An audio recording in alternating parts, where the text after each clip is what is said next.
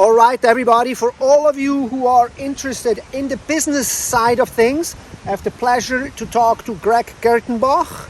He is official title brand manager for Fanatic. And of course, like most of us, is wearing 1,000 other hats as well. But for all of you that are in the transport industry, I think we're going to have a wealth of knowledge here and really interesting partner to talk to. And first of all, we maybe want to roll back a little bit and say, how did you guys get through the whole COVID thing with the challenges and the demands that we had at first over the last few years? Let's start with that. Yeah, well, it's been, it's been challenging, of course, with the supply chain issues that we've been having. I think for everybody in the industry, it doesn't matter if it's for the brands or the shops. Obviously, we've all been affected with COVID. It's been a lot more tricky to get the needed quantities from the production.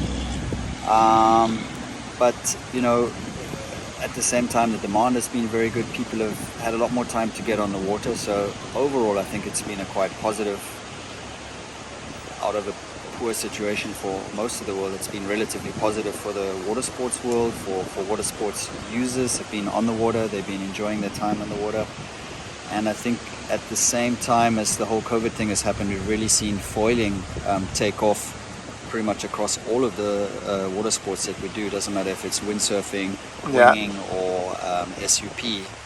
And I was just thinking about it before, actually, that foiling has really not only giving people more water time, but it's enabled people to go at their local conditions a lot more, which has been the problem at COVID has been travel. We haven't been able to travel anywhere, so that's really been a big plus, because people have started to rediscover their local spots and their local breaks, and they're going out in conditions they wouldn't have imagined before. Myself alone in Munich, I'm out in a 6'5" wetsuit with hoodies, gloves. I wouldn't have imagined doing that a few years ago. I would have just driven somewhere where it's warmer or flown somewhere. Okay. So you're referring to wing foiling in this matter of fact? Wing foiling, but also for windsurfing, or here if you see people doing downwinders with a foil, which it's all. The foiling has really helped a lot to get people on the water and get them more time on the water, and also you can select. Perhaps you're not so dependent on conditions as well, which is great if you're working a little bit more flexibly. Gotcha. So you think that the COVID lockdowns was a little bit of a catalyst for definitely an uptick or an acceleration in the foil and in the wing trend altogether? Yeah, definitely. It's kind of happened at the same time, more or less. It really peaked at the same time, and especially the wing foiling, because most people don't live in places like here where you're fortunate enough to have 25 knots and good waves every day. Right. But there's a lot of lakes and water locations where the wind is generally less. We just talk about wing foiling specifically. And wing foiling does enable you to get out in very light winds, which is unfortunately what most conditions are in a lot of the locations worldwide. So, of course, with people not being able to travel, our customers tend to have traveled a lot and had a lot of high-end gear for the very good conditions. Yeah. And now they've needed to adapt and buy gear for the conditions they have locally. Instead of spending $15,000 on a bicycle, they're actually now going, because they can use that more often. They can buy new gear in the different sports and use it more often. So that's the key. You're only going to really spend money on gear that you can use a lot. It makes sense for any sport, water sport or not. Yeah, and it appears that like the foiling, and that is something that I always kind of like circle back to, that I see, even though they're vastly different sports, plus minus, foiling and SUP have a lot in common, where I see that you can foil in pretty much any condition. You can have one SUP board and you can go surf, you can race with it, you can cruise around with it, and you can have pretty much one foil board and you can attach a sail to it and now you're sailing with it, or you can put a paddle in your hand and now you can paddle it on a downwinder, or if you're good enough, you can start doing flat water stuff. Regardless if you have an ocean behind you or a lake in front of you, or even like a tiny little like any body of water, like even in a 50-meter Olympic swimming pool, you can go and practice your pump foiling. And that is something that where I see actually asking ourselves, where is this journey going to take us? That's where I see a big potential in foiling, that you kind of like have a one size fits all kind of, you can do a lot of sports with the same gear. Yeah, we have a couple of boards like that in our range, which work really, really good for, as a general all-rounder. You can do all kinds of SUP foiling, downwind foiling, etc. Even wind foiling, winging. We've seen that trend definitely. A lot of people are into that, and I think it's. Of course, you have the guys who just want to do maybe one or two of those disciplines. So we have the industry has a group for that as well. But it's definitely interesting to have those all-round boards for people who, especially if you travel, you want to have as many bases covered as possible. So you don't want to take 5 boards with you. So if you can take 1 or maybe 2 boards that cover your whole range of conditions and types of sport, that's definitely important. It's a focus for us as well.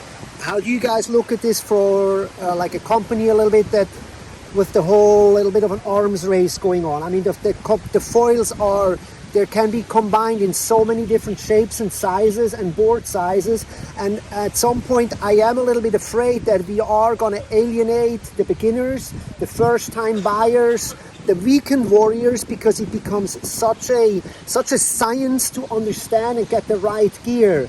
What is your guys' thoughts on that for a product? We're not only making foils, so we try not to make it as complicated as maybe some of the pure foil brands, who obviously have more time, maybe more resources, and also more interest in producing a huge variety of front wings, fuselages.